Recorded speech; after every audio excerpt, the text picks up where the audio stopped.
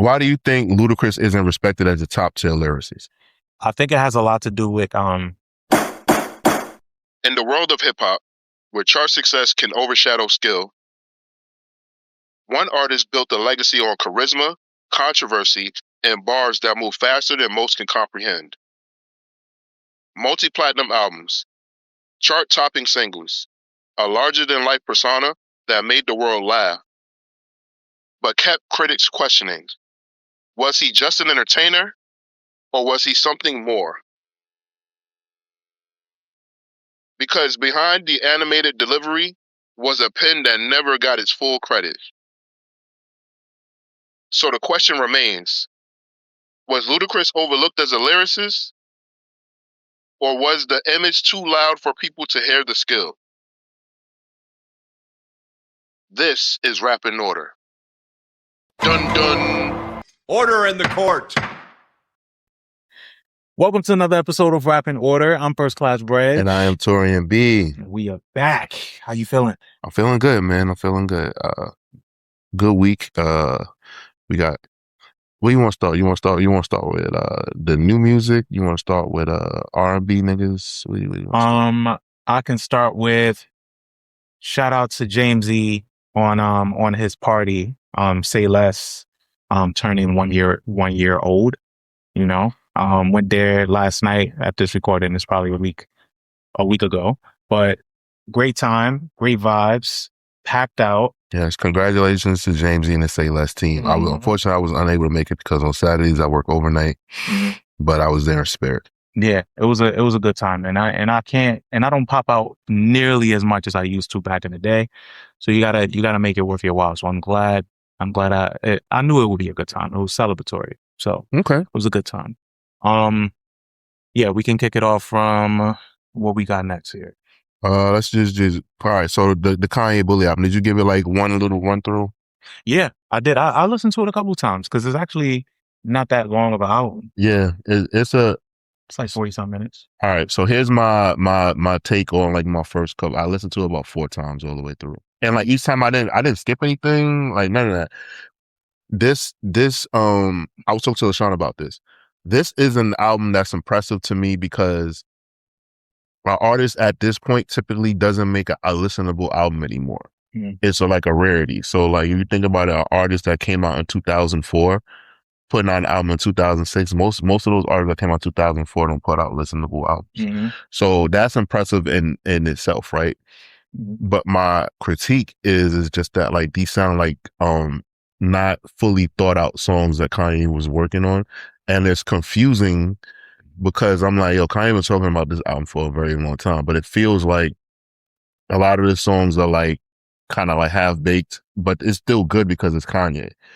And then I remember there was rumors that like a lot of the album was written or made through AI, but like Kanye went back and re-recorded them himself and did things on his own. Yeah. And I think he just needed to get this out to just get his creative juices flowing. And I think also to like make good with like the new deal that he has with Gamma. Okay, I agree because then now he can officially move on and make something from scratch, right? Under that imprint. Mm-hmm. Do we know what that deal looks like? Like, does he have like a? No idea, bro. I had no idea, bro. All I know is that like there's a new deal with Gamma, and I believe his daughter also has a deal with them as well. So and like Gamma is like affiliated with Apple Music. Mm-hmm. So, you know, what is it, Larry Jackson? Larry Jackson. Yeah, he used to be at Apple Music. Right. So, like I said, I enjoyed the album. The rollout was pretty cool. He has stadium shows sold out like in California at SoFi Stadium in LA. Mm-hmm. And then he has like other stadium shows like across the country. And I think it's pretty interesting because like I was just curious. So I went on StubHub to like look at the prices. Mm-hmm. Not one ticket is more than $500. I mean, yeah, that's not surprising, bro. Like when you're an artist like Kanye, where you putting out shit on your own accord, seemingly, and your persona is as popular as your music, and as controversial sometimes as your music, it's gonna sell every time. Like people thought that he wasn't gonna sell much with this album, but all he had to do was just be quiet. Yeah, I like so far so good, right? Like, you know, because I know that's usually like what you're like, yo, anytime Kanye like comes out and apologizes, he's selling something. Yeah. I think it would be cool if he just put music out. Like, he don't need to talk anymore. He Truthfully, doesn't. Yeah. his opinions and shit like that. I think he would be happier. And he would be Beyonce. Right. Basically. Yeah. Because Beyonce don't talk. She don't talk to us at all. You're right about that. But do you think now though, with this resurgence, because even before he came out with the album, he did his apology. He took up a page in Wall Street Journal, did an apology, which was very well written and seemed sincere. But do you think now that the album's out, he's going to do an interview? I hope. And not. if so, who would that be with? Who do you think it will be with? It better be with my man Fraser Thorpe. But nah, I don't know. Yeah, that would be cool. But I don't think. I think Fraser's. The reason why I say Fraser, all jokes aside, is because like Fraser is kind of like who like we like, you know, when me and you were like younger, like when I see a lot of like us when I see Fraser, because it's like he grew up in hip hop, right? So he's 35, me and you are both 39, 4 years apart. It's not a huge difference, right? So some people are like, oh, he's so young, and it's just like, yo, we was young, and like he's a fan, and he's a great writer and a great interviewer. So who better than a person that was a freshman in high school when College Dropout came out? Yeah. And you know that he's done the research and done the work. I just think Fraser Thorpe would give an amazing interview with Kanye, because it's just like, I'm pretty sure if you would have said that to Fraser Thorpe and when he was in 9th grade in 2004, like, yo, Kanye's going to be like this. 22 years. Yeah, I think Fraser will be great. I do want an interview that's gonna like not necessarily be an uncomfortable interview, but I want something that like, I'm trying to think what veteran could do it. You think like an interview with somebody that he's comfortable with, actually? Yeah. Who the fuck is he comfortable with? Like, that's the question. The person he's comfortable with is like a fucking Justin LeBoy, and I don't want to. Yeah, I don't want to see that either. This is going to be funny. This is just me being silly, but Kanye needs to go on Carisha, please. That would be insane. It's like, what do you think she would say? She was like, Kanye, why are you so crazy, Kanye? Why like, you be putting beads in her ass? Yeah. Like, Kanye, why you be having that girl walking around naked? You got all this money and she don't be wearing nothing. Kanye, you don't miss Kim? just so unfiltered and just crazy. Yeah, I think it would be really good, man. That would be good. That would be fun to watch. But I think I just want to see, like, I still, obviously, we love Angie. I still want to see, because she has her In Real Life podcast that I'll be watching sometimes. And I just love her style of interviewing. Because she talks to you, like, she has really great connections and engagement with the people that she talks to. And I think she's able to get something out of them that other people aren't. So, like, even with, you know, the Fraser interview, as great as it was, I would love to see Jay-Z reconnect with Angie, because they have so much history. Yeah, I agree. That's good. That's a good point. And she will be able to talk to him about shit that nobody else would, because and there's a trust. Yeah. And she'll slip in questions that are tough questions, but it'll be wedged between a safe one. Right. I think that's the direction that, like, if we have to rely on the new age of the media people, I think Nadeska can lean into that, because she builds trust, but she hasn't gotten to the difficult questions yet. Okay, you made a good point with Angie, though. Like, Angie, I think young and old respect Angie. So no matter what, I don't think anybody will be dissatisfied. Obviously, there's a small group of people that'll be like, well, of course Jay-Z's going to ask like his best friend, you know, because people will say that about him and Angie or whatever. Yeah. But okay, so back to Bully. Like, I did write something where I was like, this feels like. So remember when My Beautiful Dark Twisted Fantasy came out? I'm not comparing this album to My Beautiful Dark Twisted Fantasy, mind you, but it was basically Kanye. He did the best job that he could have given the album that his fans wanted. It feels like he's on that road with this project. Like the backhanded apology thing? Yeah. It seems like he's like, all right, this is what y'all want. I could do this shit in my sleep. And like, he just but this one, he didn't put effort in it like how he did with My Beautiful Dark Twisted Fantasy. This feels like a lazy version of My Beautiful Dark Twisted Fantasy. I was talking to my boy yesterday. He brought up he brought up a good shout out to Los. He brought up a good point of like, I think he said something like, this album feels like it's wedged between Yeezus and damn, there's another album that he said. Not 808s. It might have been 808s, Yeezus and 808s, where it's like it has like this feel to it. And I got exactly what he was saying with it. Cause I can see that. I can see where he can, you know, obviously Travis Scott is on it. And he dropped that really, really cool video that was directed by his wife too. Mm-hmm. But it does feel like he pulled from his past album to do this one. It did. It definitely felt that way. To move on to the next one, I will say that like I enjoyed the song that he had with CeeLo Green. The song with Peso Pluma, I actually think if he really wanted to push it, like that could be like a single. Yeah. That sounds like some world shit that I actually like really enjoyed. Obviously, you know, Don Toliver on the album, like Regg has converted me to a Don Toliver fan, guys.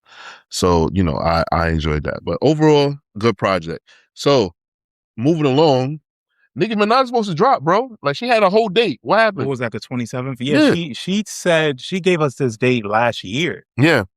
And was like, this album's dropping. When Cardi dropped, even back then, though, she said that even back then, she said, oh, I'm not going to drop the album anymore. This is what you want. Mm-hmm. Thanks a lot, Rock Nation. Something like that. So it was kind of up in the air already. I didn't believe she was dropping it. Right. And she said this is Jay-Z's fault why she didn't drop it. Yeah.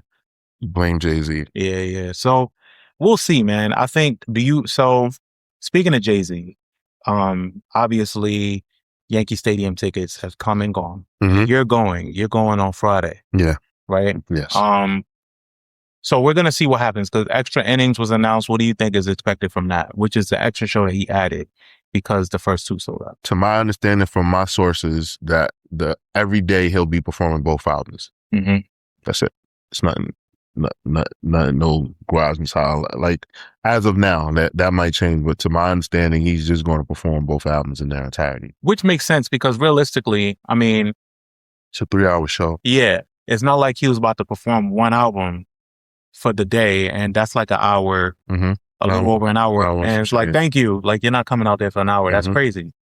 And he has so many hits, and I know he's gonna rear off script a little bit. He has to. I was hoping that the third day would be a B-side show. That'd be crazy. A stadium and you do B-sides. Yeah, that's bold. Yeah. That speaks. I mean, the tickets are sold, so it's like he could do what he wants. Yeah, he can come out there and read a book. The tickets are sold. Niggas are saying online that like he could pop out with a Dark Caesar. Everybody wants Jay-Z to cut his hair. Oh yeah, because Nicki Minaj said it's a wig, right? Yeah. I think if he pops out there, and I wholeheartedly don't believe that it's a wig. I think it's his hair for real. His wife has a hair care line. Like he's sleeping with the source. I use the product. I use it to make sure it's good up here. You know, he's sleeping with the source. Like he has the source in his house. Yeah. Like he's not using no fucking wigs. Like it's crazy.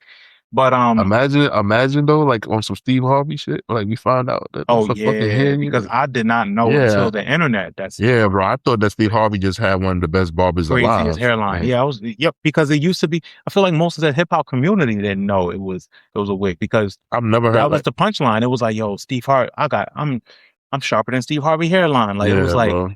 That's great. Like the fact that he was, that's a whole nother conversation. But like, I'm like, yo, I'm like, where did he go? Because I'm like, wow, not other black men. That must mean like he put whatever money he had towards that shit and said, I'll figure it out, the rest out later. Yeah. But yeah, man. Okay. Next, Cardi B is doing her Little Miss Drama tour. And she just hit the tri-state. So she did her New York City shows. Last night she was in Jersey. She's brought out Lil Kim. Cash Cobain, and last night she brought out Fetty Wap in Jersey. So like she's been really, really entertaining fans. She has like the whole stripper aesthetic on the stage, which I saw her do this sounds crazy. Was it? No, not 10 years ago, but when I went to Coachella and she performed at Coachella when her first when she album was came. pregnant. Yeah, when she was pregnant. Yeah. And like, so like she had like the stripper elements then, and she was doing that shit pregnant. So like now that, you know, like she's not, you know, pregnant, like it's entertaining to see, like, you know, you see the clips on like social media and stuff like that. Very happy. She's working hard as hell because as soon as she had that baby, she went on tour. Yeah, she went back to work or whatever, like to get it done. But like, it looked like she's having a good time. You could tell that like she's learning things in real time. And I think the thing for her that she has, like, that she gets the grace with is that like everybody knows, like, all right, like she's just an entertainer. Like she's not like she's not like she's not like some artist that like is supposed to be like getting critique like that. So I think that it's cool that like she's just allowed to kind of like figure out this experience on the fly. Like every night they're saying like she gets better and better. So that's good. I think that's dope. Yeah, all right. So mentioning Fetty Wap, he just dropped his project. He's home from jail. It's called Xavier. Shout out to Drees, my man. You know, they call him Big Drees at the office at 300. He worked on that project. He's very proud of that, and I'm very proud of him. I gave the album a listen through. Fetty Wap, like he understands like making hits. Like he does. First off, I love that he took his time with this album. It seems like he didn't rush back into the studio right after getting out of jail, like how we've seen people do. Like I remember when Remy got out of jail and went to the studio that same day. Yeah, Papoose had her on a schedule. Yeah, like fucking Max B was all over the place when he got out. Like these people, they get out and it's like, I think sometimes you just need to sit, like obviously you've been sitting down already, but like get out and connect with your people again. Like Fetty been out for a little bit, long enough at least to connect and get in the studio and do this. Yeah, I think they got Fetty like acclimated with like technology and shit first. Yeah. But yeah, like I think that is it's a great thing seeing. He's like very positive. And I think like, you know, jail actually did reform him. So, you know, he's really trying his best to like be like an upstanding citizen and change the stigma of what's happening out in Paterson, New Jersey, where he's from. Yeah, man. I'm happy for Fetty, bro. Like he's, you know, everybody knows how it felt when he first came out. So I don't know if he'll recapture it like that, but I'm just happy that he's free and he's making good music, because I haven't heard the whole project yet, but it's good. It's a good listen. It's a good run through. It doesn't sound dated at all from the singles that I've heard. So yeah, I'm looking forward to it. Okay. Did you see the verses with Tyrese and Tank? Yeah, I saw a majority of it. Yeah, that was good. That's very Jamie Foxx coded. Yeah. That's some shit Jamie Foxx would do. Because they, you know, Tank and Jamie work together a lot. I feel like if he releases that project, Tyrese is gonna crash. I mean, that song, Tyrese is gonna crash out. I don't even think he needs to release the song. I think the damage is already done. I feel like niggas will comment turtleneck, and anytime they see Tyrese for at least a couple weeks or months even. It sucks because they're friends. But you could tell like that they There's have animosity, like, though. You could tell like there's animosity, but they're friends and they just, you know, be having like they shit. I can't explain it, but it's like they know what it is. Yeah. So, absolutely. Because I think it dates back to, you know, TGT, Tyrese, Genuine, and Tank, when they had that group and it didn't work out the way that it was supposed to. Right. Because all of them were big names in that time frame. Tyrese being the most famous. But like in that time, they were supposed to be those guys, and then that didn't work. And I think it's just, well, like from what I think they all went on Tank's podcast, R&B Money. And the problem is that Tyrese was asking for like a large lump sum because he was so famous. And then Tank was like, all right, but like, I'm the tour guy. I'm the one that tours. So like, I will probably bring out the most fans. Tyrese was like, nigga, I'm in the Fast and Furious. Like, they all were like going back and forth about splits. Egos. And ego and money and things like that. And Genuine was like, why we can't all just do it evenly? Like, we all just split it the proper way. And like, that was like the concern, like, you know, them all like poking their chest out about how certain things was going to go. Yeah. So that's what it was for the most part. And then, you know, they got resolved. But the verses overall, was a hot mess, as my mom would say. It could have been better. Trey songs looked crazy. Yeah. Jamie Foxx coming out was cool. The part where Tank took Tyrese's backup singer Oh yeah. was fucking hot. They shared backup singers, but it looked like it wasn't planned or scripted. It just flowed that way. But I knew it would be fun. Like both of those guys look great too. Yeah. Like Tyrese is not aging. Yeah. He looks great. Same with Tank. Tank is 50 years old. Those guys look great, and I'm glad to see R&B on that type of pedestal. I just think it's weird. What's weird though is verses can't seem to lock down a consistency. Like they just drop. I don't know. I never know when they drop it. Yeah. Like it's just like, oh yeah, we drop it today, and it's like that was your last one was like 4 or 5 months ago. And then you come out with this, and then now you out with Apple Music. I think they need to pivot into a concert series and do that versus like what we did while we were on lockdown. Yeah, it just seemed like you can't recapture that, and they've been trying to for so long, and it just don't work. Yeah, they've lost the plot of how it was. I think they should do more promos leading up to it, more like versus effect to it. Like it just doesn't feel the same. It's not working out. Like you know, artists backing out. Or it's too many moving pieces, and it's not working. And I see why they would try to cash in on this, but the authenticity of us all getting on Instagram and watching these niggas go at it on IG Live was great. That was a moment, right, for Regg. And it helped that we were on lockdown. But still, yeah, I wouldn't mind another lockdown. But you know, that's just me. I know some people really can't deal with that shit. Yeah, I wouldn't mind this shit shutting down for real. Like again, for real. Like not in a dark place or anything like that, but just like there's a lot going on. Let's just kind of put a pause. I can stay home. Yeah. Okay. Speaking of staying home, Chili from TLC is in the news right now because it's been reported that she was reposting disparaging things about Michelle Obama, and that she was a significant made significant donations to the Trump administration during his presidential run. She has now come out and decline, like basically like fought back on both claims. She said that like she was just scrolling and she made a mistake and like hit a button, but she didn't even notice she did it because like people were contacting her. 1 and 2, she said that she was contributing like money to something that was like that had to do with like Army veterans. And like, because her father's an Army vet, which I know you saw the TLC Behind the Music. Her dad is an Army vet. Yeah. So I believe I'm gonna give Chili the benefit of the doubt. Chili ain't never do no wild shit, and as far as I know. Well, she's been a Trump supporter though. People in the past have pulled her liking things in support of Trump. You know, I had to say this person like this along with this other many people. Like they pulled that. They pulled the RIP Charlie Kirk, the whole thing, and she liked that, and like she's a Trump supporter. And she's but like it's like, that's okay to show who you are, but don't lie to me about who you are. Like that's the issue that I have with it. It's not about like people drawing a line. I didn't know that, y'all. It's not about people drawing a line and making shit up or putting shit on her. It's like, yo, we've seen this.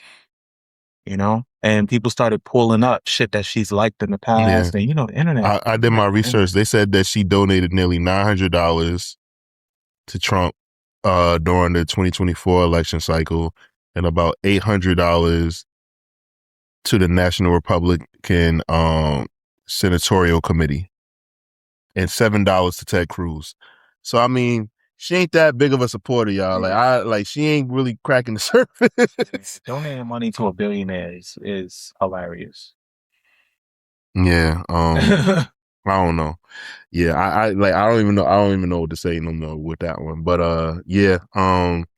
And J. Cole has been on a press run. So he finally spoke with Cameron. He also spoke with Carmelo Anthony and Kaz at the 7 p.m. in Brooklyn podcast. We know he spoke with Nick Deska. Is there one? Apple Music. Did he do another one? Or those No, are the those three are the three so far. so far, right? I thought he was gonna go on Breakfast Club, but I don't think he wants to deal with Charlamagne's shit. Yeah, I don't think Charlamagne likes him. Oh, that makes sense. I don't think so. I think Charlamagne has this way of like when he doesn't like somebody, no matter how they come up in the conversation, he finds a way to shit on them subtly. Oh yeah. Like Oh subtly. yeah, absolutely. He'll find a way Oh to yeah, subtly shit on absolutely. them. Like he does the Mace. Yeah. So, you know, he's not gonna outright say he don't like him, but Charlamagne's a smart guy. He'll find a way to let you know he don't. Okay, that's true. Mm-hmm. This is rare for Cole to speak so much, so I thought that was intriguing in itself. Also, you know, I enjoyed his interview with Carmelo. I couldn't get through his interview with Cameron. Couldn't. I like, and no disrespect, Cameron and Mace, but the conversation, I don't know, it just don't. I don't know. I can't explain it, but that whole thing, I just couldn't do it. But I definitely did it with Carmelo, and like the Cole is like a hippie to me. Yeah, he is. And like certain things that he says, like a lot of people feel like he's not being honest and that he's disingenuous. And I believe him. So it's not that I don't believe him. I just wish he had more of a backbone. Like, and then you can call that being like, you know, we all from an era of this competitive spirit, right? Mhm. Of like seeing niggas butt heads and how they handle that in the culture. But like, he's so anti that, and the way that he carries on with it, I think we want something for him that he don't want for himself. And that's okay. Cause he's stronger than the moment, I guess you could say. Like, he's stronger than, like, you know, even though in the past, those moments and the talk around, they got the best of him. That's how you could say, arguably, we got an album like KOD or whatever, or that's how we got 7 Minute Drill, because there was so much noise around him on what he should do, and he actually did it and didn't feel good about it. But it's stronger of him to come forward and be like, yeah, nah, this actually wasn't in my character and I feel terrible about this. Right. But I say all that to say, like, I think my biggest issue with this rollout that he's been doing is he hasn't been able to.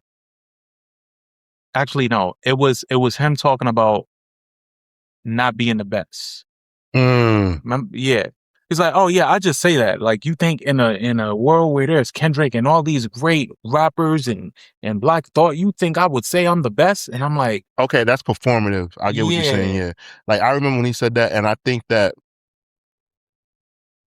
And while you wanna know what's funny, I don't know if you ever pay attention to this, but whenever Wale has interviews, Wale basically always says like, "Y'all think I'm an asshole? Y'all should talk to J. Cole." mm-hmm. Like he always says that. Mm-hmm. And I think what it is just that like Cole genuinely don't want drama and don't want no bullshit. So he's like, yo, let me just say this to make motherfuckers not bring no shit my way, because I don't even care enough to entertain these niggas. Yeah. But I think that's what it is. I think the internet and all of that shit, as much as he want us to believe that he's checked out of it and he's not on it, I think he reads a lot of shit and it gets to him. And he has to like take breaks from it, and like it's fucking with him.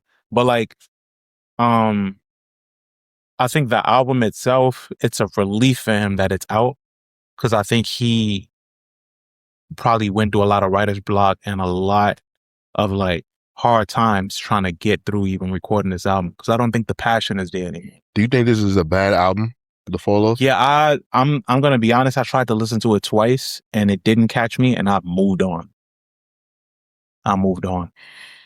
Because it's so much music. Yeah, it's a lot of music. It's really dense, and it feels like you can't really take like one song away from it. Like you have to listen to it as a whole project. Mm-hmm.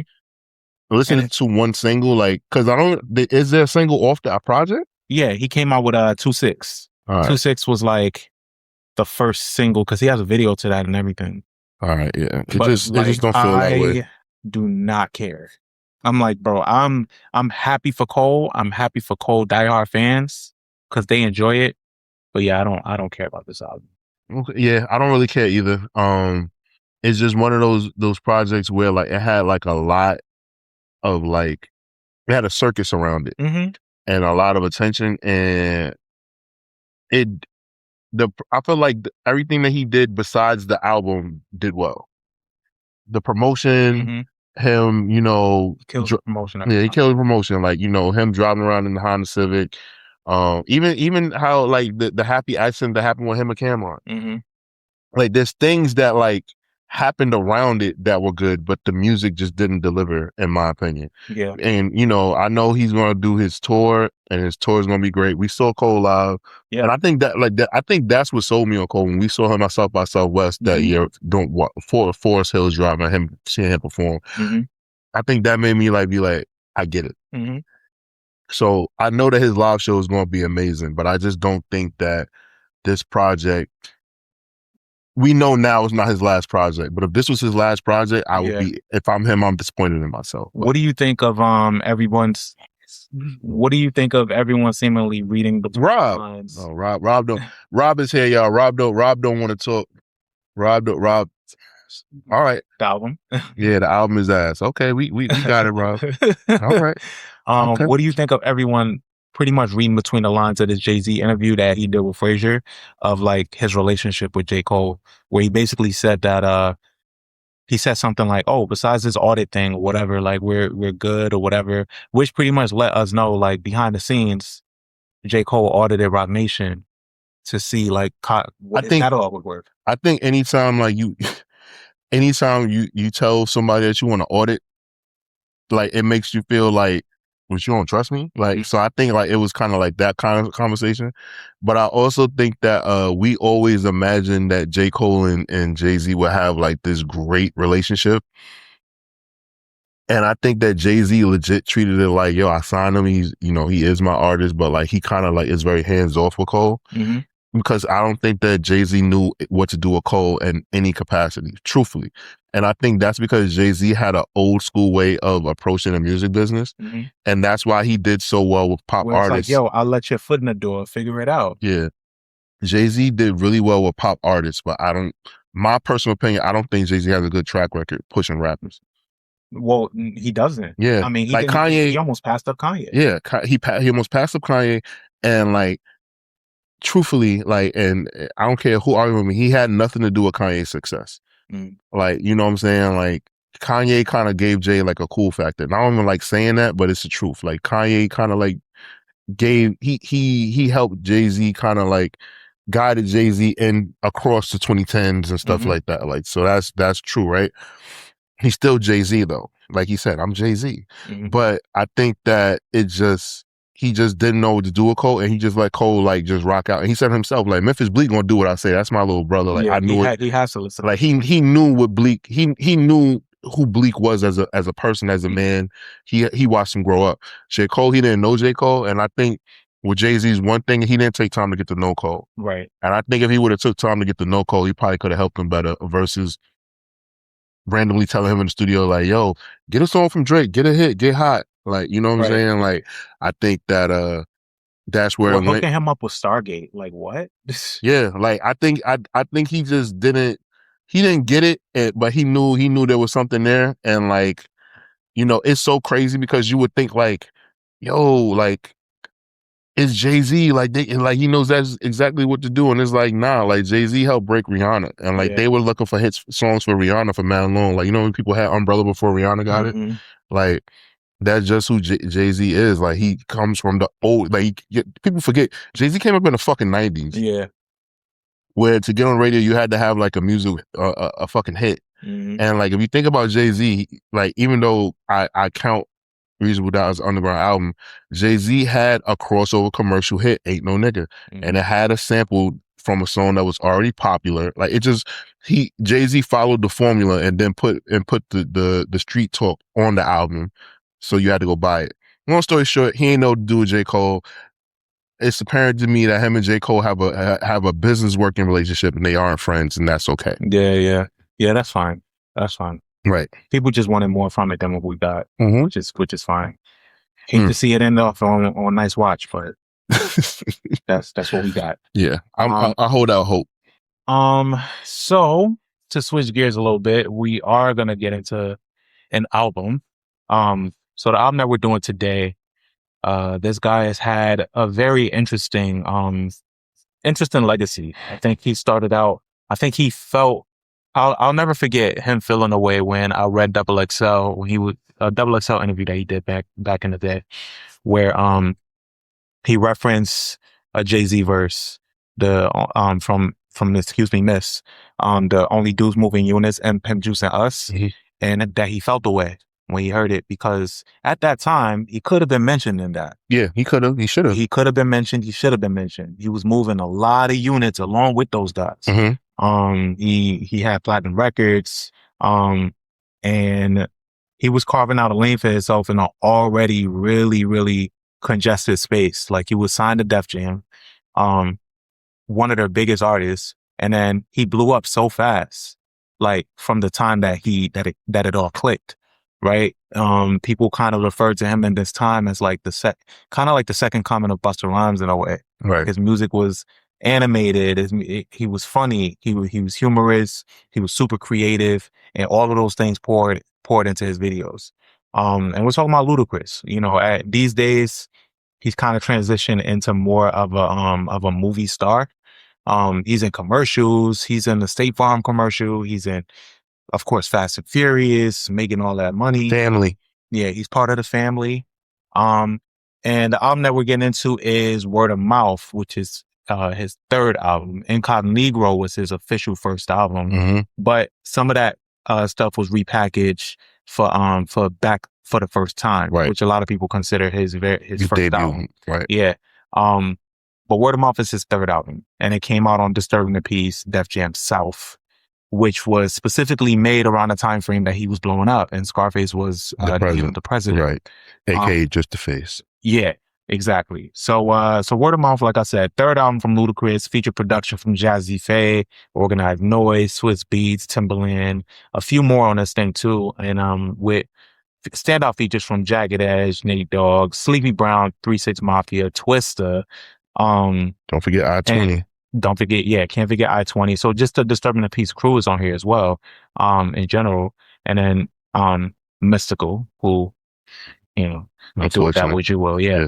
But yeah, they all shaped this album. The album was nominated for a Grammy Award for Best Rap Album on the 45th Annual Grammy Awards that year. Unfortunately, he lost to the Eminem show. Lost to the Eminem show, which obviously, you know, debuted at number 3 on Billboard that year, selling 281,000 copies. Which just puts in perspective, right? If you sell 281,000 copies today, that's the number one album and probably contender for biggest first week of the year.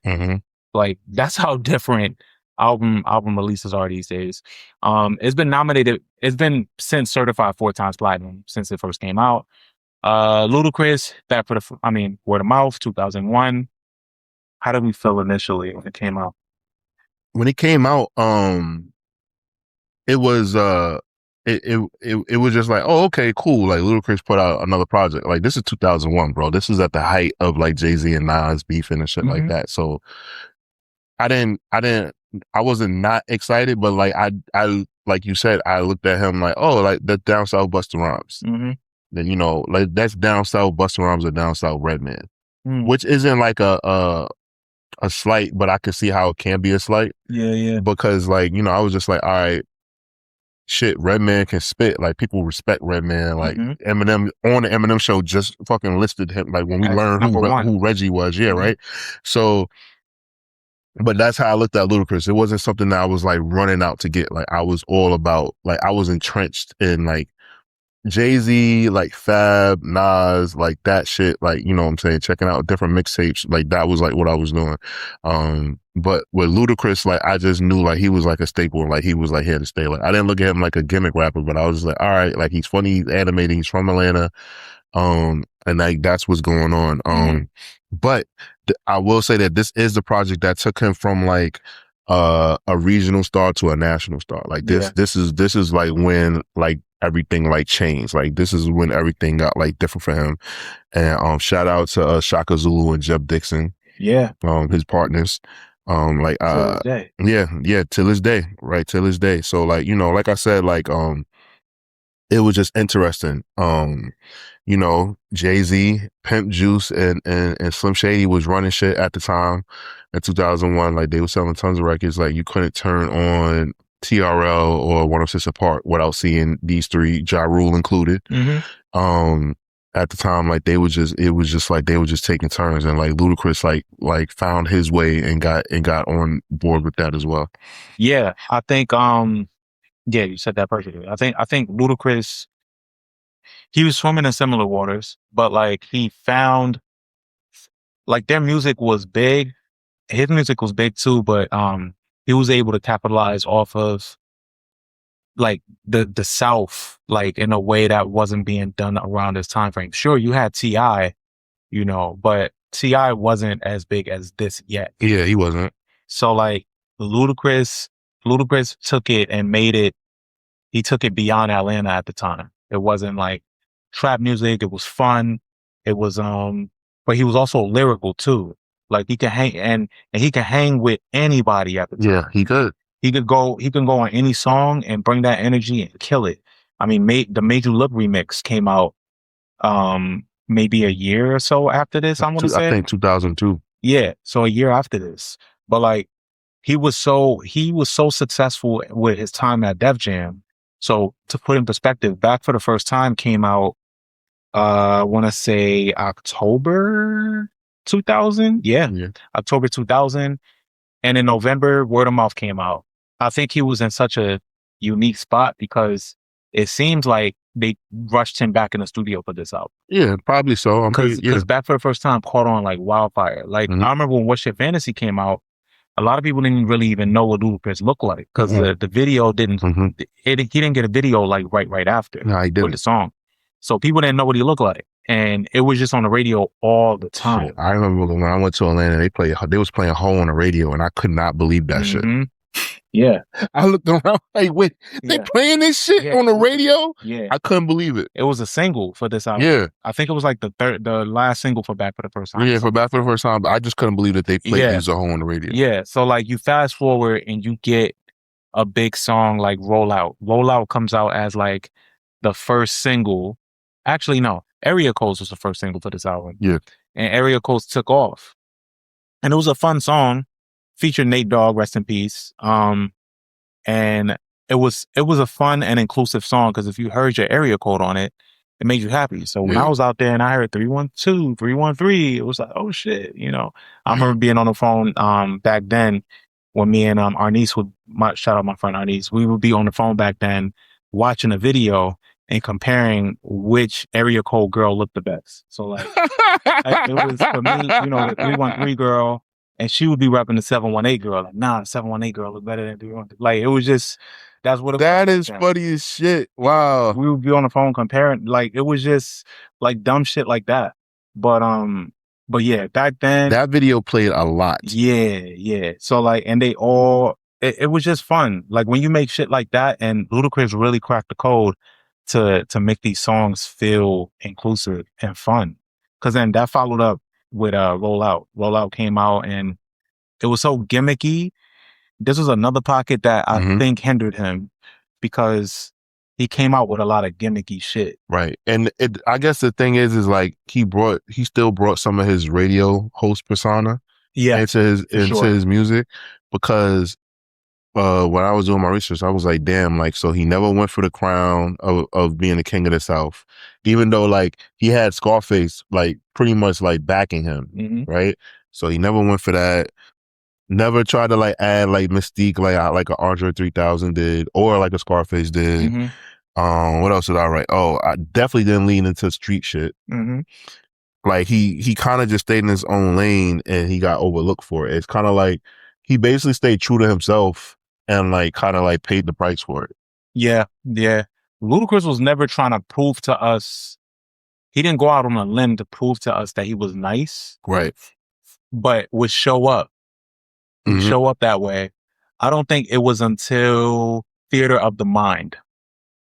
Yeah. When he aligned himself, like he came out with the song with Jay-Z and Nas. Yeah. Which wasn't the best song, but you could see what he was doing. He was aligning himself with rappers on that album, just to show niggas like, yo, I can hang. Like I'm nice. But by that time, I think it was just too late because he kind of serioused himself out. He didn't have the braids no more. He was in movies. And then he went to movies, and then he did what most of these rapper turned actors do. They come back to music and they bring film elements to their movies. I mean, to their music. So like him even calling it Theater of the Mind, and it was separated in different acts.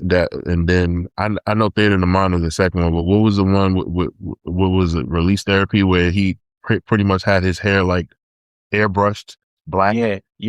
Like it just seemed like he was just out of fucking touch. Yeah. I think he was trying to figure it out, because he Release Therapy was the one that got him the Grammy. It's crazy. Yeah, that's the one that got him the Grammy, despite all the success. That was his most mature album, but I just hated the album cover. Like the music was fine, but I was just like, yo, what the fuck is going on? He like came out with a Runaway Level. Yeah, no. My man Jolito had got Keke Palmer pregnant. Oh, yep. And then this was it. 2006. Yeah, bro, like photoshopping your hair like that was crazy. Release Therapy. Especially when he's not bald. Right? It was just, and this wasn't a really popular thing at that time. Beijing is fucking everywhere these days. But back then it was just like, yo, why your hair so black, my man? They're like, what you doing? It's crazy. Yeah. But on this album, like we said, he tapped into all the fun aspects that people came to know and love at this time about Ludacris. But then at the same time, he was facing a lot of backlash from like corporate media and everything. This is when this was at the beginning. This was before he got into with the Pepsi deal and Bill O'Reilly came out and shit on him. Yeah. So that was 2004. That was Chicken and Beer, but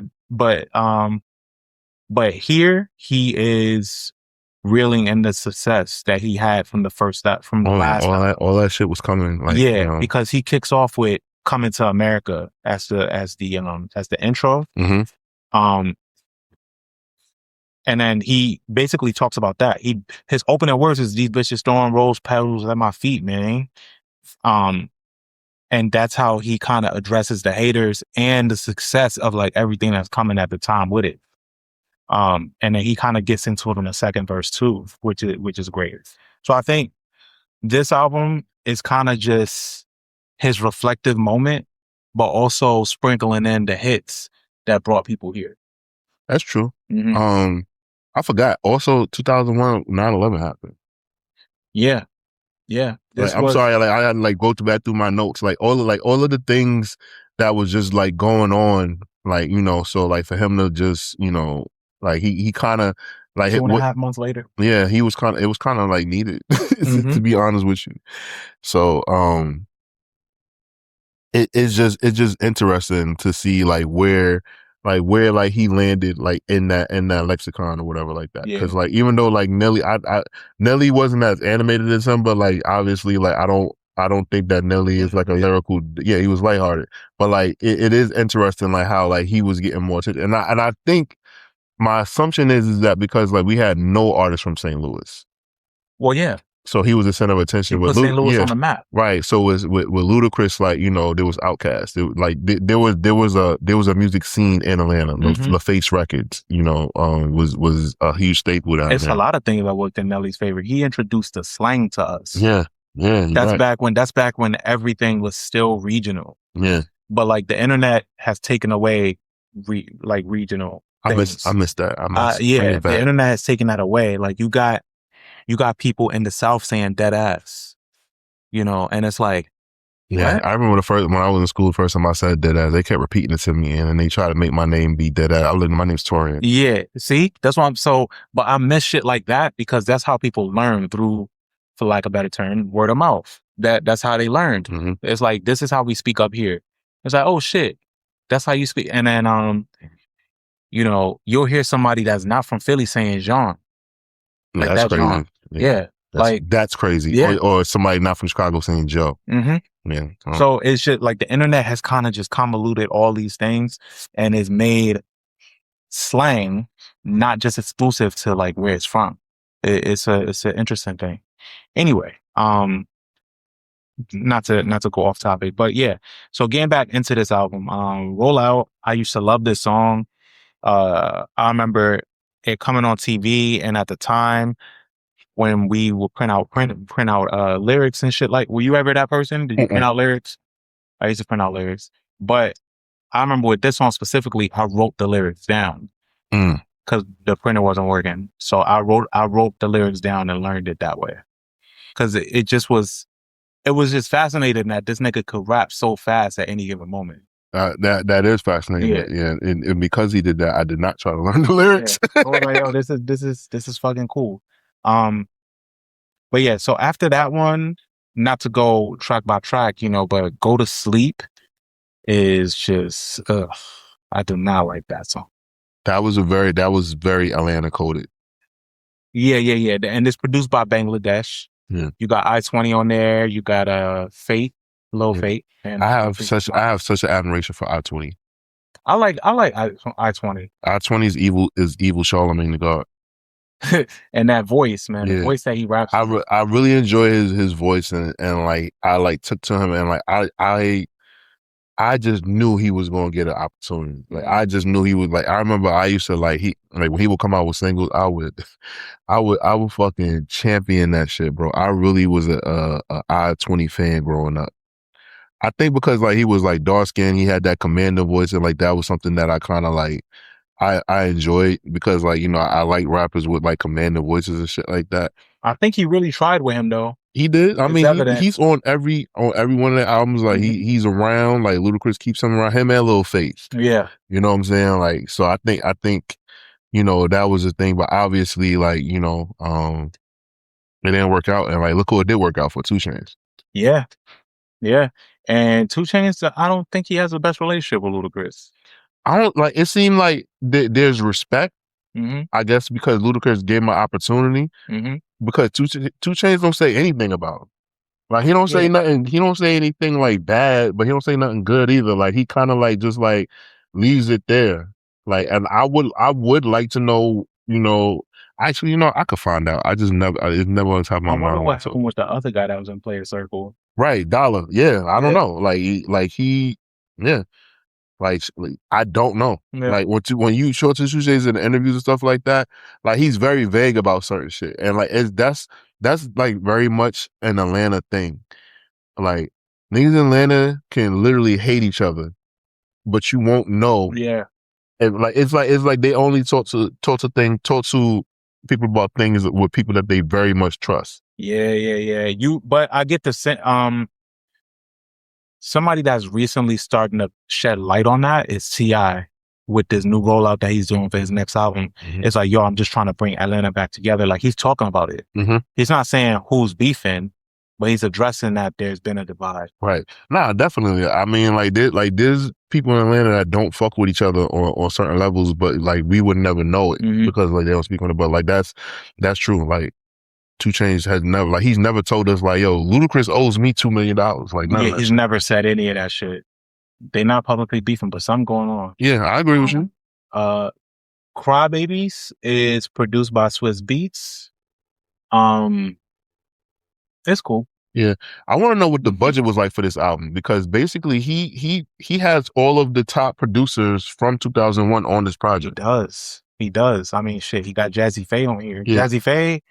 Jazze Pha and Timbaland was probably his most expensive producers at this time. And ladies and gentlemen, remember this is 2001, so Kanye had just put his production on the blueprint. Just Blaze just put his production on the blueprint, right? Swiss Beats and Timbaland was still like the guys at this time, right? Jazze Pha was doing his thing in Atlanta, and like this is like on like pretty much like almost to where like he has Sierra as well.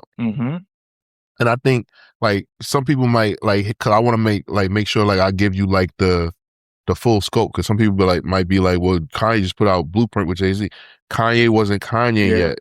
Like, no, he was not. He still was not Kanye yet. He still, so Kanye is in at Rockefeller offices more than likely rapping for Wayno or some shit like that right now, freestyling for niggas. Following niggas. Following with his cameras and shit like that. And probably sees Ludacris on the way in the building. Yeah.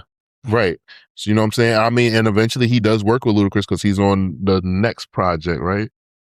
Yeah, he does stand up on Chicken and Beer. Right, exactly. So like, they do get together, but I say all that to say like Ludacris, this project gives you an idea of 2001. He might give you the best idea of the sound of the top producers. I'm not saying like it is the best album, but it definitely has a round of the major producers that have a lot of like slots on the radio as far as hip hop. And even a couple years after it, because Bangladesh has a few joints on here, but he didn't blow up fully until like later. Wayne. Yeah. Wayne really helped Bangladesh. A Milli is like what took him out of here. Oh yeah. Absolutely. I hope he got paid for that. I think he went through some shit trying to get paid some cash money. Yeah, there's some things that I saw that said, I'm not going to make it up. So I remember seeing some things where like I think there was a dispute, but eventually he did get paid, like something like that. All right, well, I hope so.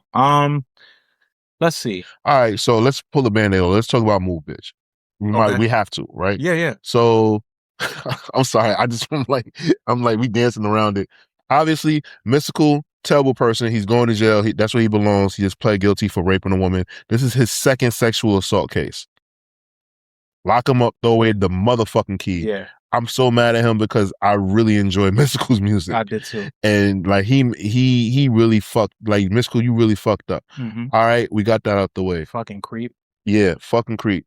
Mouf, bitch is one of the greatest songs that has ever been made in history of music. The way Mystical comes on this beat, here I go, like, and the beat is just like in the back, like it sounds great. It gets you so amped, like you don't even understand. Like you want to know where I love hearing Mouf bitch the most? At Battle of the Bands during HBCU football games, bro. It's fucking amazing. Seeing the choreography, seeing how they do all that shit is the fucking best, bro. It's some of the best experiences that I've had seeing Mouf bitch be performed. Yeah, I've seen Grambling perform Mouf bitch. I've seen Hampton perform Mouf bitch, and I haven't seen FAMU, and I've seen Spellhouse, Morehouse, and Spellman, their band perform Mouf bitch. Fucking epic, bro. Yeah, this song was everywhere, bro. The video, everything. It was such a big moment because it doesn't feel like he compromised anything. He just made a fun record. Like that's all it was. It was a fun record, but it was aggressive too. Right. And again, he put his man I-20 on that song, like his biggest single. And I could argue, like, obviously, like, they all showed out. They all had great verses, but I-20 really held his own for being, just being the homie. This was also Ludacris' first top 10 hit. Yeah. And it reached number 3 on the hot rap chart and number 3 on the hot R&B hip hop singles chart. It's something that, I really love Mouf bitch, bro. Yeah. Like, my grandmother likes Mouf bitch. I love the lore behind this song, because more recently, Baby Keem in the promo for his album, he shows a video of him as a baby turning the radio on, and he was like dancing in the car seat. Oh, right. Dancing in the car seat, and this was on, and then somebody did a thing where they put in the next slide like Ludacris is the one that presented him with his first Grammy. Right about that, which was cool as hell. Like, damn, like that's full circle shit right there. That's fire. That's so cool. So, yeah, man, no, this was a big song, really, really big song. This song was everywhere, bro, everywhere. And imagine being in school with this shit on, like, and then this song was so big, and it was the 4th and last single for this album. Right.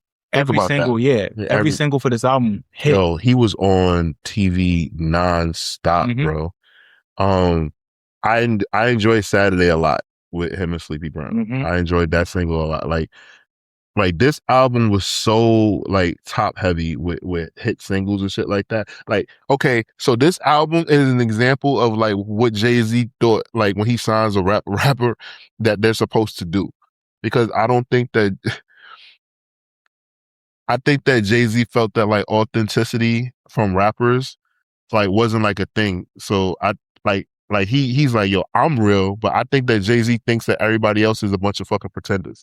So like I think that like he was like, yo, Cole, I need like 4 hits like a Ludacris album. Packages. Yeah, like a package like that versus being like, oh shit, I really got to know you, J. Cole. Right. You're this person, so I see why you want to put out these projects, and your fans will help us decide what the single is. Jay-Z was like, fuck that. I need 4 bangers. In the studio with Swiss Beats and Timbaland ASAP. Right now. and that's why he would go to Drake and be like, yo, give him a hit. Yeah. Yeah, because he just didn't understand it. He was like, Drake could do it. Shit, even Kendrick could do it. Why the fuck can't you do it? Like, mind you, I'll give Cole his credit. He did with Workout Plan and and Who Dat. Yeah. He made two, and they still get mad play on the radio right now. And the shit with Miguel. Yeah, sure thing. Oh man. Wait, no, All I Want Is You? What you talking about? On his Power Trip. Oh, you talking about on Born Center? Yes. He did. I mean, that was a hit. Yeah, that was a hit for him. Yeah, man. He was able to deliver, but I just think something like those Friday Night Lights should have been an album, but that's a whole nother conversation. Anyways, so yeah, I think from the notable singles, it was just inevitable that this album would be what it turned out to be. What other like songs on here stand out for you besides the singles? Whether good or bad. Let's see. Go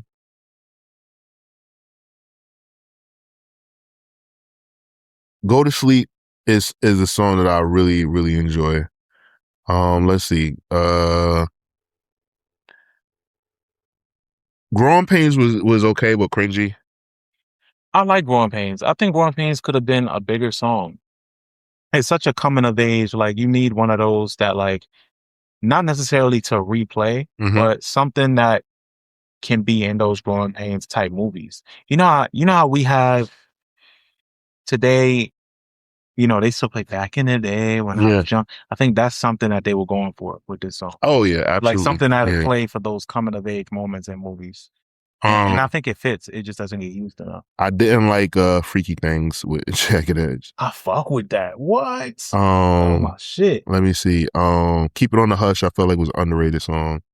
Word of Mouth Freestyle. That's Luda getting in his fucking freestyle bag right now. Yeah, with Four Eyes. Shout out to Four Eyes. I don't know what he's up to or what he's doing these days, but this was always a moment on Ludacris albums. If you bought his album, you expected a random freestyle on there with Four Eyes. So back for the first time, he did that with Four Eyes. He did that with this one. The third album, he did it again. And I think he probably tailed off from there. But this was always a moment where everything had a structure to it. And then you get a random freestyle and Four Eyes fucking kills it. And then you get back to regular steady programming with a song that's on the album. It was always a fun moment. What else did you Okay. Do you think that this album has any kind of message, or is it just this is like pure entertainment and like just to sell records, like hit songs? I think the only intent around this album, well, there's two. One is striking while the iron is hot. I think Def Jam was like, all right, the first one worked, do it again. Do it again, give us another one. And then the second part that's intentional is hit records. Okay. So like that's evident with a song like Rollout. Yeah. It's so radio ready. Mouf Bitch is so radio ready, but it doesn't compromise anything. There's a lot of intent on here. It's just, but I don't think it's to tell a story at all. Okay. I think it's just a bunch of songs. All right. Follow up. This album, like you said earlier, went 4 times platinum. Do you think that is? Do you think that was just his popularity, or do you think that the album was that good?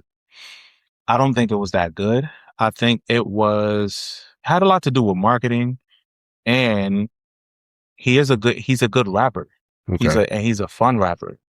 Like you said, striking like while the iron's hot. You put in perspective of when this came out, right? This was 3 months after 9/11, where people do kind of just want to have a little fun. I remember one of the first movies that came out after 9/11 was Zoolander. Oh shit. And how silly that was. I remember that so vividly because I want to say that came out like the same month. It was already timed that way. Okay. But Zoolander was a huge hit. I think anything that came out around that time that could take your mind off something that was going on was going to be received well. Okay. That's valid. I I like for me, like this project is, I think I want to say his, in my opinion, like his fourth best. Mm. Chicken and Beer, Back for the First Time. I put Theater of the Mind ahead of this album. And yeah, and then I put this album fourth. And then after that, Ludacris. What about Red Light District?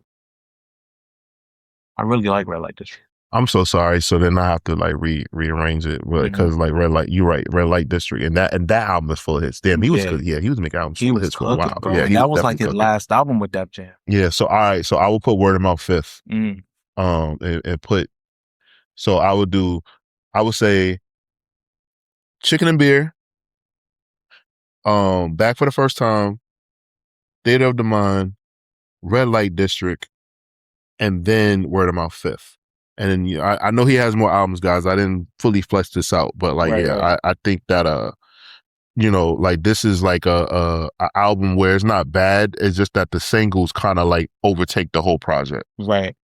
That's fair. I think I think my favorite from him is, and I'm just gonna look real quick. I think it is Chicken and Beer.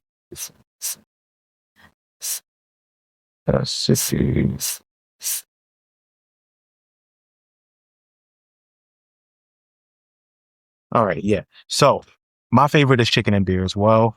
And then I got Back for the First Time, and then Red Light District, and then Word of Mouth, and then Theater of the Mind. Okay. Those are the ones that like I was still tuned in for. Everything else I kind of tailed off on.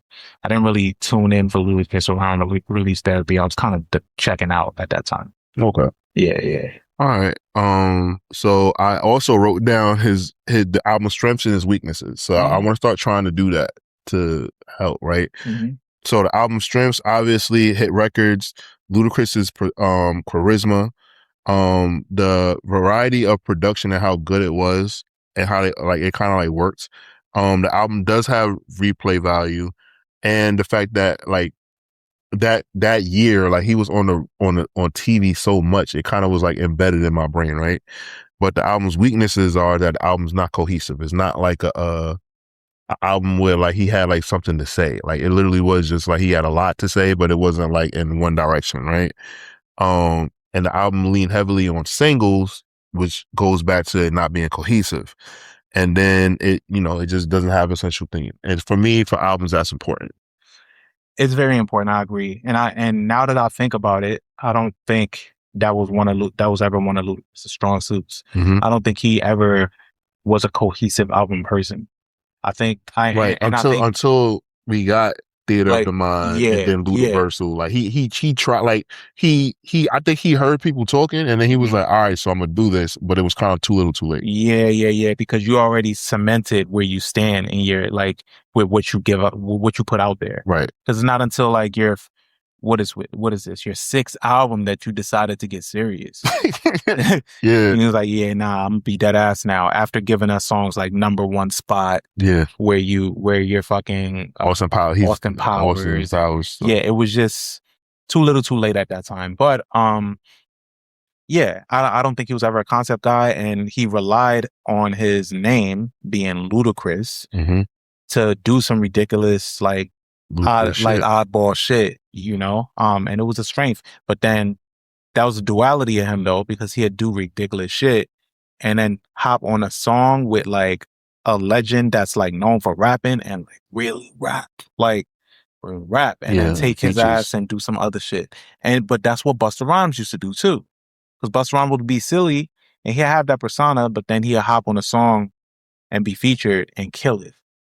And then I remember when they was all like dissing Ja Rule and he was talking shit. I was like, why is Busta Rhymes talking like this? Yeah. Hey, yo, Jeffrey. Yeah. What the fuck you come involved with me for?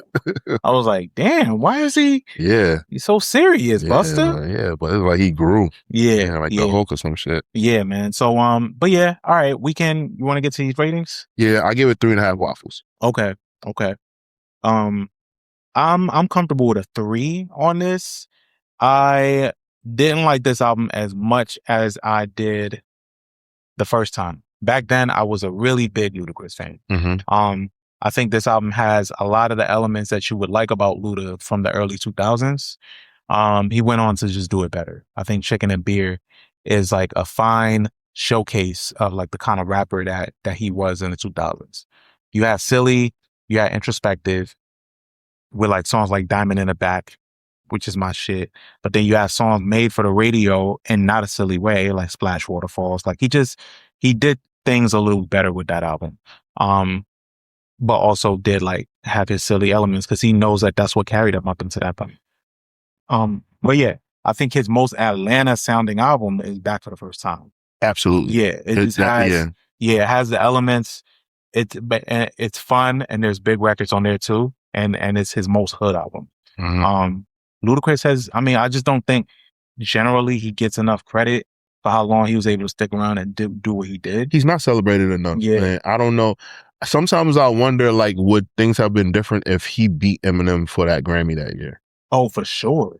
What? And yeah, like, you know, because like I think that Grammy would have helped Ludacris's career way more than it helped Eminem's. I don't think that Grammy did anything for Eminem's career. Eminem was already like out of here. I don't know how the voting went with that one, but I like looking back, I wish that he won the Grammy just off the strength of that. But at the same time, but I'm not mad at him winning over. I mean, Eminem Show was a better album. Yeah, Eminem Show was just crazy. Yeah, I wonder if Nellyville was nominated with that because Nellyville came out around the same time. Looking that up. Yeah, because Nellyville came out because I remember buying both of them at the same time. I bought Nellyville and the Eminem Show. Okay, but yeah, I'm curious how that would have went too. But Eminem, if you were nominated back then with Eminem, it was just a dead giveaway. There was just no way you was about to beat Eminem in that time. But yeah, that's our rating. I do want to encourage people to check out Ludacris, word of mouth. Let us know what you think. He's more than just I don't even remember his name. Do you know his name on Fast and Furious? What's his name on it? Tej? Yeah. That's crazy. All these years and all these movies, and I still didn't know that nigga name on top of my head. So in these movies, I'm happy that he's in the movies. Yeah, man. Yeah, man. I'm happy that he's. Hold that thought. I'm genuinely trying to find this shit.